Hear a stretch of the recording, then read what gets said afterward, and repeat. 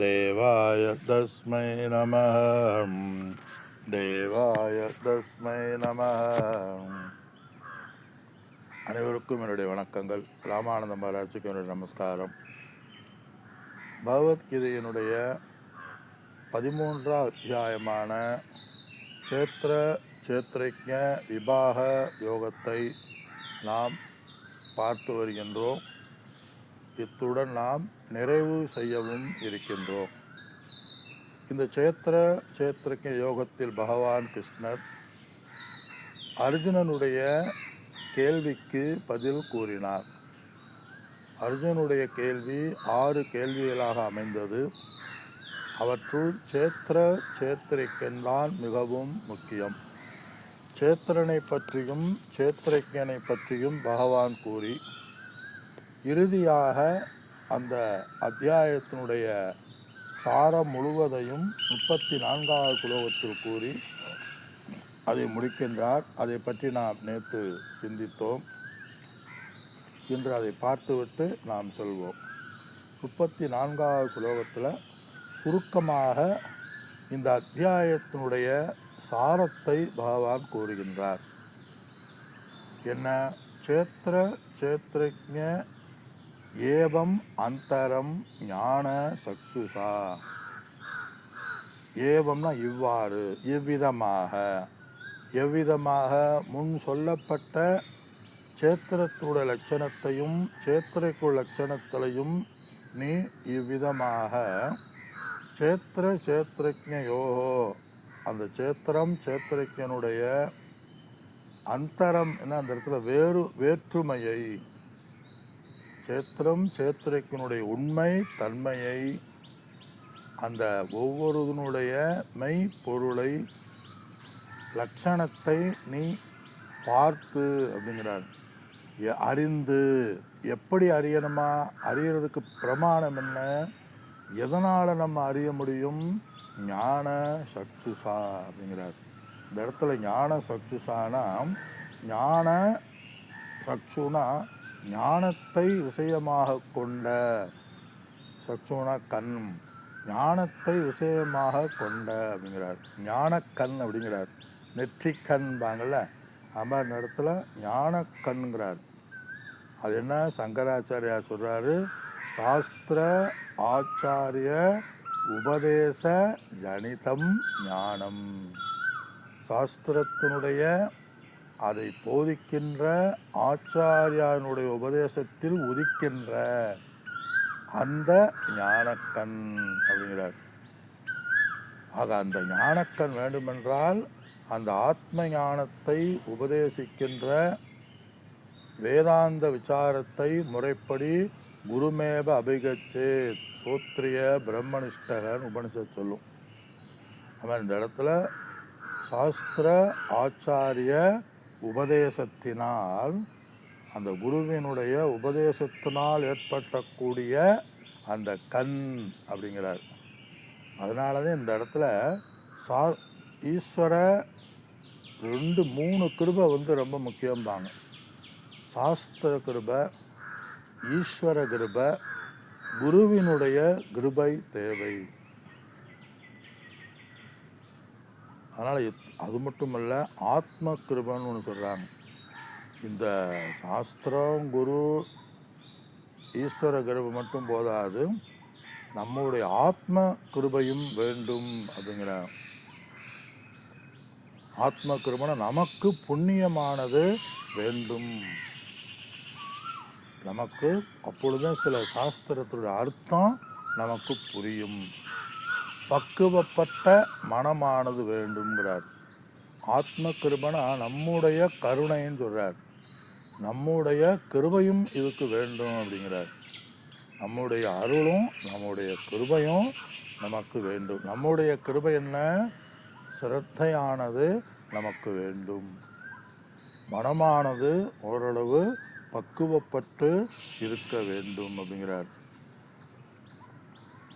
ஞான சக்ஷுஷா. அப்பொழுது நமக்கு குருமுகமாக செல்லும் பொழுதே கண்ணால் பார்ப்பது போன்ற தெளிவான அறிவானது வேண்டும்.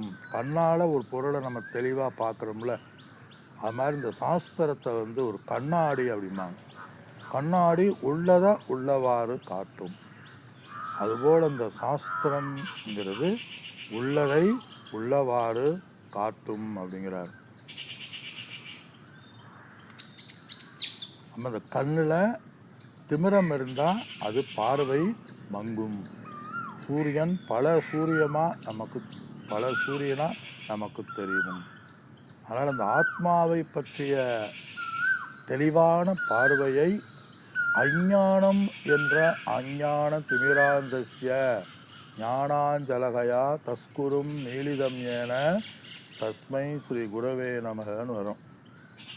அஞ்ஞானம் என்ற திமிரமானது கண்ணால் மறைக்கப்பட்டிருக்கின்றன. அது ஞானம் என்ற ஆப்ரேஷன் கொண்டு நம்ம பார்க்க வேண்டும். சிந்தூர் ஆப்ரேஷன் பாங்கள்ல, அது மாதிரி இந்த இடத்துல நம்மளை பற்றி நாமே நம்ம ஆப்ரேஷன் செய்து கொள்ள வேண்டும். சாஸ்திர ஆப்ரேஷன், ஞான ஆப்ரேஷன் கூட சொல்லலாம். ஞான ஆராய்ச்சி செய்ய வேண்டும். அதனால் இந்த இடத்துல சொல்கிறாரு, ஞான ஆராய்ச்சி செய்ய வேண்டும். ஞான ஆராய்ச்சினா குரு சாஸ்திரத்தின் முறைப்படி உபதேசத்தில் அவர் இருக்க வேண்டும், நேரடியாக கேட்க வேண்டும். அது மட்டுமல்ல, யார் முறைப்படி சாஸ்திரங்களை கற்றிருக்கிறார்களோ அவர்களுமே முறைப்படி உபதேசம் செய்ய முடியும். இல்லாட்டி சுற்றி வருவாங்க. ஏதாவது சாஸ்திரம் படிக்கன்னு போனால் வெறும் கதையாக போகும், பாயிண்ட்டுக்குள்ளே வரமாட்டார்கள். யார் அந்த விஷயத்தை தெரிஞ்சிருக்கிறாங்களோ அவங்க நேரடியாக பாயிண்ட்டுக்குள்ளே போயிடுவாங்க. மற்றவங்க சுற்றி வருவார்கள். அதே இதனுடைய சாரம். அதனால் எல்லா கிருபையும் நமக்கு வேண்டும். பல பிறவிகளில் செய்த புண்ணியமானது நமக்கு வேண்டும் அப்படிங்கிறார். இந்த அறிவு தெளிவானதாக இது இருக்க வேண்டும். ஆனால் எப்படி, எந்த தெளிவு? பூத பிரகிருதி. இந்த பூத பிரகிருதி பிராணிகளினுடைய பிரகிருதியை நாம் நீக்க வேண்டும் அறிவினால்.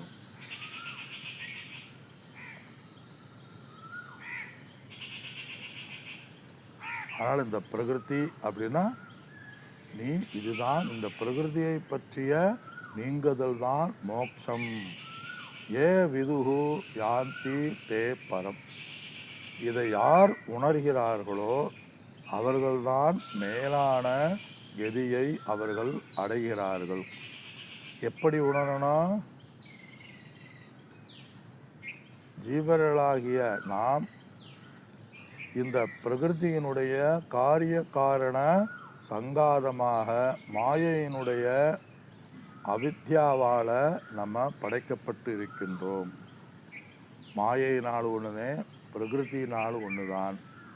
காரிய காரணம் சங்காத அப்படின்னா இந்த காரியத்தினாலையும் கரணத்தினாலையும் சங்காதமாக நாம் இருக்கின்றோம். அந்த ஜீவராசியானவன் மீண்டும் மீண்டும் அவன் பிறவி, சம்சாரமாகிய பிறவியில் அவன் பிறக்கின்றான். காரணம் அவித்யா, அறியாமைதான் இந்த பிறவிக்கு காரணம் சொல்றார். அதனால் அந்த பிரளய காலத்தில் கூட அவன்கிட்ட இருக்க அஞ்ஞானம், அவன் செய்த பாப புண்ணியம் அனைத்தும் அழியாதான், அது மறைந்து போய்விடுமா. இந்த உலகமே அழிந்தாலும் நம்ம செஞ்ச பாப புண்ணியம் மட்டும் அழியாது. ஏன்? அது காரண பிரபஞ்சத்தில் அது ஒடுங்கி இருக்கும். உலகமே அழிஞ்சாலும் அஞ்ஞானம் நீங்காது அப்படிங்கிறார். ஏன்னா சில பேர் சொல்கிறாங்க, நீ உலகம் அழியும் பொழுது, நீ இறக்கும் பொழுது உன்னுடைய பாப புண்ணியம் முடிஞ்சிடும், அதனால் இப்போ நீ நெய்ய கடன் வாங்கியாவது அனுபவி அப்படிங்கிறார். அதைத்தான் இந்த இடத்துல நிராகரிக்கப்படுகின்றன. எப்படி? தூக்கத்தில் நல்லா தூங்கிடணும், நம்ம ஃப்ரெஷ்ஷாக எந்திரிக்கணும். ஆனால் பாவ புண்ணியமானது தொடர்கிறது. எதில் விட்டோமோ அதில் தொடங்குகிறோம். எதில் எல்லாமே ஞாபகமாக இருக்குது. அது மாதிரி பிரளய காலத்தில் உறக்கத்தை போல எல்லா ஜீவராசியினுடைய பாப புண்ணியங்கள் வெளிவராத விதைக்குள் மரம் செடி கொடி இருப்பது போல காரண பிரபஞ்சத்தில் அனைத்து ஜீவராசினுடைய செயல்கள் அது ஒடுங்குகின்றன. எதுக்கு சொல்ல வர்றேன்? அது ஞானத்தால் மட்டும்தான் அந்த பிரகிருதி நம்ம அழியக்கூடிய சாத்தியம். எந்த ஞானத்தினால? சேத்திரஜனுடைய ஞானத்தினால. எது? இந்த சேத்திரமாகிய உடல் மனம் உலகம் அந்த சேத்திரத்தினால்தான் அது இயங்குகின்றன. சேத்திரத்தினால்தான் அது இருப்பை உடையது என்று நாம் உணர வேண்டும் சொல்றார். அது மட்டுமல்ல, எப்படி சேத்திரஜனாக நான் ஒருவனே, சேத்திரஜனாகிய நான் பூரணமானவன், அது இறை சொரூபமாகவும் இருக்கின்றன. அவனே இந்த உலகத்தினுடைய சிருஷ்டி ஸ்திதி லயகாரணமாக அவன் இருக்கின்றான் என்று அனைத்தையும் உறுதியாக நாம் அறிய வேண்டும். உறுதியான ஞானத்தை நாம் அடைய வேண்டும் சொல்றார். ஆனால் அந்த சம்சாரம்ங்கிறது ஞானம் எப்பொழுது அடைகின்றோமோ அதுவரை நம்முடைய பிறவிகள் தொடர்ந்து கொண்டே இருக்கும். பராம் கதி, இப்படி ஞானத்தை அடைஞ்சிட்டா என்ன? பராம் யாந்தி, மீண்டும் வராத சூழ்நிலை. 15ஆம் அத்தியாயத்தில் வரும். எத்கத்வாடு நிவர்த்தந்தே தத்தாம பரமம்மம, யாவரை அடைந்தால் மீண்டும் திரும்புவதில்லையோ அவன் அவரை அடைகின்றான். அது மாதிரி இந்த இடத்துல பராம்கதிம், மற்ற எதை அடைந்தாலும் அது மீண்டும் சம்சாரத்தில் மீண்டும் பிறக்கும். இதை பராம்னா மேலான கதிங்கிறார். ஏன் மற்ற கதியெல்லாம் மேலான கதி இல்லையா என்றால், மற்ற கதி மற்ற எல்லா கதியும் மீண்டும் மீண்டும் பிறக்க தோன்றும். எந்த கதி திரும்ப வராததோ அதுதான் பராம்கதி. சொர்க்கத்தை அடைந்தாலும் சிவலோகத்தை அடைந்தாலும் பிரம்மலோகத்தை அடைந்தாலும் எந்த லோகத்தை நாம் அடைந்தாலும் மீண்டும் பிறப்போம். பிறவாமை நமக்கு எது கொடுக்கின்றதோ அதுதான் இந்த பிரம்ம ஞானம். அது எதனால பிறவாமை எது கொடுக்கும் என்றால் ஞானத்தினால்தான் அது சாத்தியம். எப்படிப்பட்ட ஞானத்தினால? ஒருவன் தன்னை சேத்திரஜனாகவும் சேத்திரம் தன்னிடமிருந்து தனித்து இல்லை. உடல் மனம் என்பது என்னால் இயங்குகின்றன. என்னிடம் இருந்து இந்த உடல் மனம் எதுவும் தனித்து இல்லை. ஆனால் இந்த உடல் மனம் இந்த உலகம் செய்கிற காரியங்களுக்கு நான் பொறுப்பு அல்ல. என்னுடைய சன்னிதானத்திலே அனைத்தும் இயங்குகின்றன.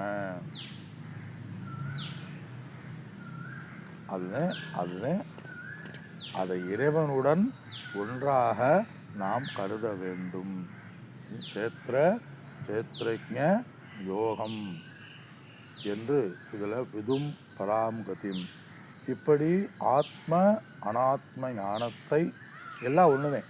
சேத்திரஜ விபாகம் நாள் ஒன்றுதே, ஆத்ம ஞானம் நாள் ஒன்றுதான், அகம் பிரம்மாஸ்மி நாள் ஒன்றுதான், தத்துவமசி என்றாலும் ஒன்றுதான், எல்லாம் ஒன்றுதான். இப்படி இவன் ஜீவன் முக்தனாகி மீண்டும் பிறப்பதில்லை. எல்லாத்தையும் தானே என்று அவன் அறிந்து உணர்கின்றான். அடைவது என்றால் அறிதல். அனைத்து கதியும் நானே. இந்த ஆத்மாவாகிய சேத்திரக்கனாகிய இறை சொரூபமாகிய எனக்கு எந்த விதமான பிறப்போ இறப்போ லாபமோ நட்டமோ எந்த சூழ்நிலையும் இதற்கு இல்லை. அது எப்பொழுதுமே எல்லாவற்றையும் நானே இருக்கின்றேன். அனைத்தும் என்னால்தான் இயங்குகின்றன. என்னால்தான் சேத்திரக்கனாகிய இறை சொரூபமாகிய என்னால் சொல்லணும். சில புக்ஸில் இறைவனால்தான் அனைத்தும் இயங்குகின்றனன்னு போட்டிருக்கு. இப்போ இறைவனால தான் அனைத்தும் இயங்குகின்றன என்றால் அப்போ நான் யாரு? இப்போ இறைவனால் இயங்குகின்றன.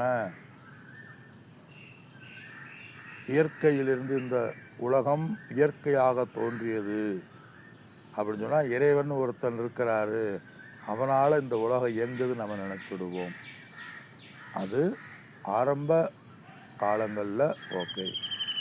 ஆனால் மேற்படி தத்துவத்தினுடைய அடிப்படையில் வரும்பொழுது இறைவனாகிய சேத்திரக்கனாகிய ஆத்மாவாகிய என்னால் இந்த உலகமானது இயங்குகின்றன என்று உணர்ந்தவன் யாதி பராம்கதிம், பரமமான உயர்ந்த கதியை அவன் அடைகின்றான். மேலான கதி அப்படிங்கிறார்.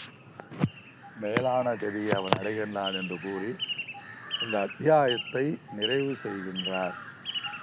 ஓம் இது ஸ்ரீமத் பகவத்கீதாசு உபனிஷத்சு பிரம்ம வித்யாயாம் யோக சாஸ்திரே ஸ்ரீ கிருஷ்ணார்ஜுன சம்பாதே சேத்ர சேத்ரஜ்ஞ விபாக யோகோ நாமः த்ரயோதசோऽध्यायः. ஓம் அறிவோ மகாராஜ். 13ஆம் அத்தியாயம் முடிந்தது. ஆமாம், நல்லது. ஓம் மகாராஜ். ஓம் ஓம் ஓம். நாளை நம்ம 14ஆம் அத்தியாயத்தை தொடங்க இருக்கின்றோம். ஹரி ஓம்.